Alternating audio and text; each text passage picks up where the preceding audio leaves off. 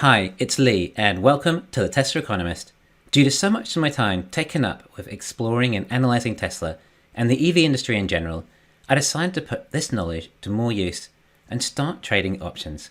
Anyway, trading Tesla upped my game, and it means I have to be that much more accurate in all my research, and thus my reporting is likely better too, as I am literally putting my money in everything I tell you. I'm not at all trying to pump Tesla's stock price. I'm just finding an outlet for my excitement of this company, and I enjoy talking about investing and stocks. Yes, my excitement for Tesla, their product, the CEO, and the future they promise. Combining that with my financial forecasts, then it tends to make me super bullish. In fact, I'm pretty much always excited and bullish on this stock, but it's a long game. It sounds like most of us are holding until the end of the decade and want to see what this company is capable of. But that's a long time, so to keep me occupied, I started trading for a bit of fun. Or else every Tesla investment strategy video I made would just be 2 words: keep holding. Anyway, trading keeps me more on my toes when it comes to following the company, but I need to be more pragmatic to be a trader. Not everyone sees Tesla the same way as me or you. It's going to take Tesla a long time to fulfill this mission and get there. Manufacturing takes a long time, especially when it's the largest, most expensive type of consumer good that enters mass production. I know people think of it as a tech company and Elon as a magician almost at times, but it's still going to take time. I know it's obvious, but this is a realization I've had.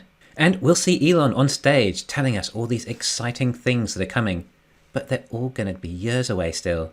So although the excitement might be there initially for a certain product release, it will dwindle over time, possibly along with the stock price. Do you get what I'm saying? There's going to be plenty of time for Tesla until it becomes the behemoth we expect. Over that period, the stock will go up and the stock will go down. But over the long run, it should always be going up. And by long run, I kind of mean about 2 years, which is a good period of time, because that's how long out you can buy options. Trading options is just more exciting, more leveraged. I think I'm treating it like a sport. I love the thrill, the excitement, but I do not, I repeat, I never ever treat it like gambling. I never ever put my mindset in as a gamble and hope it will pay off. I will only take calculated asymmetric investments at times, but never gambling.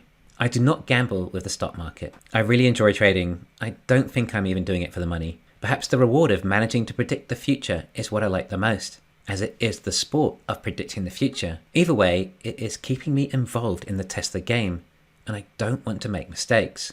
I mean, at the same time, I know all the statistics and the chances are massively stacked against me in trading.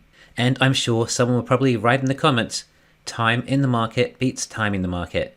And that's why I'm only regularly trading with about 10 to 20% of my actual leaps, and holding the remaining leaps much closer to their expiry. And I buy shorter term call options only when the stock looks like it's irresistible.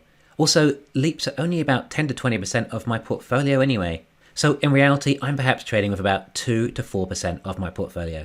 If I lose that, then I still have a substantial enough holding. It won't make much difference. I actually got hit a little bad at the start of the year getting too bullish. It was a great lesson for me. I lost about $10,000 on call options and a further $25,000 on leaps. The leaps loss is less now, and I still haven't sold them. So in reality, it was only a $10,000 loss. But I'm happy to pay that, as it was a great lesson. And remember, when I trade call options, I always use it with money I can afford to lose. But I hadn't bought any short-term options since then, until recently. Now, if you look on the screen, you can see the history of my last transactions in my account. I bought one option at $1,800, sold it 5 days later for $4,000. Tesla dipped again, so I bought another for $3,000. After a bit of volatility, I cashed out at $5,000. Then the same option dropped again all the way down to $2,400, and I bought it and sold it at $6,900. But I left over $10,000 on the table in that last sale. Either way, that is 3 consecutive options wins, which is not easy, but I turned $7,200 into about $16,000. Now, do not get me wrong here. I'm not trying to sell you on how amazing I am at options trading, and I don't have some course to upsell you on either. I'm literally here just talking to like-minded people about what I am doing, and genuinely look forward to discussing the same with you, as a lot of you have seriously impressed me with some of your trades, and I'm definitely not trying to encourage you to trade options. I'm sharing what I have learned by doing so.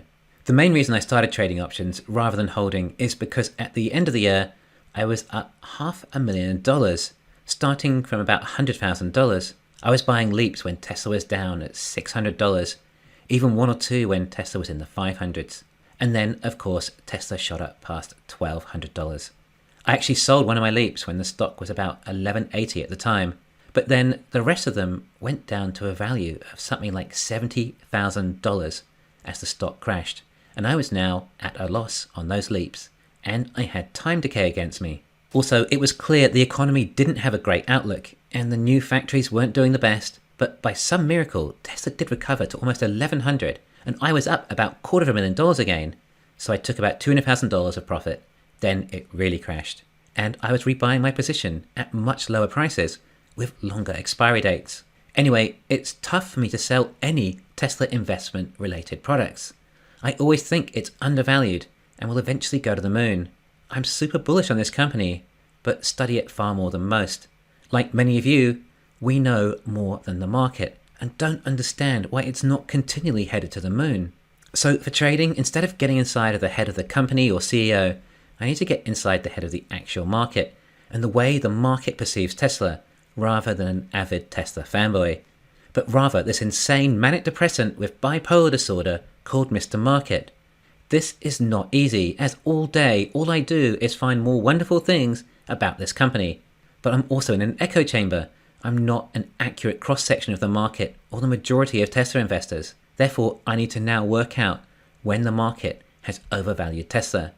On top of that, I can try and predict events that will affect the stock. Right now, it looks like Tesla is going to keep shooting up all this year, and this Q4 looks to be amazing. But we have so much on top of that to come. Obviously, the split. And I think there must be some psychological pricing involved. When investors see Tesla's stock price sitting at around $300, it doesn't feel like that much of a push to $400 from there, which is $1,200 pre-split. I'm not saying that will happen, I just think the market may react. Also, the credit grade rating should hopefully sort itself out, which will mean more institutions are likely comfortable investing. AI Day, 4680s and more. I just feel like there's a lot more tailwinds headed for Tesla in this second half than headwinds. Sometime this year, I feel like the stock is likely to jump. I'm guessing to between $1,200 and $1,400 pre-split price, depending on the macro environment. Also, in January, we get Q4 actual earnings reports, which will be obvious record highs. How high? Well, that will have to wait until another video. However, there is also the chance that 4680s are still not where we want them by then. This is a low chance, according to Elon, but it is a chance nonetheless. I don't think the rest of the market understand this well enough.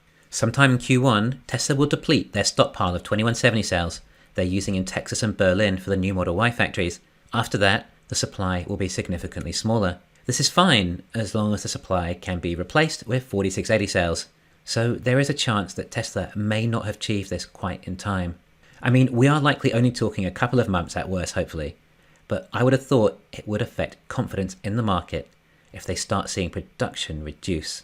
Shanghai production may be increasing a little, but it should have really hit its new production speed in Q4, so there may not be much room for growth there. It could end up that we have fewer deliveries in Q1 than Q4.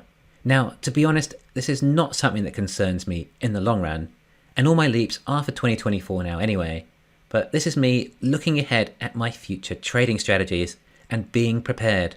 Remember though, by the time this comes around, we will all have 3 times as many leaps too, due to the split, so it allows us to be more flexible. Therefore, I'm going to likely start selling off a few of my leaps when and if the stock hits around 1200 and then 1400 pre-split price. I don't know how many, it depends on how I feel at the time, but possibly around 20% of them. If the stock then drops to something like under $1,000 or so, then I'll rebuy them again, and with longer expiry dates around 2025. Wow, 2025? What a bargain to get Tesla stock at these low prices locked in until then. Of course, I could be totally wrong, and the 4680s do end up in high volume production in Q4, and then I sold too early, and the stock jumps north of $2,000. If that did occur, then to be honest, I don't think I'd be that upset either. So yeah, as hard as it is for me to think about selling Tesla, it's something you have to do if you trade. And although my valuation on Tesla will still be much higher than what I sell it for, the markets will not. Anyway, if I am right, then it's a nice little bonus for me, and it helps maintain my excitement with the stock and making videos. Thanks for listening. Please hit the thumbs up and subscribe. You can follow me on Twitter and talk to me on Patreon.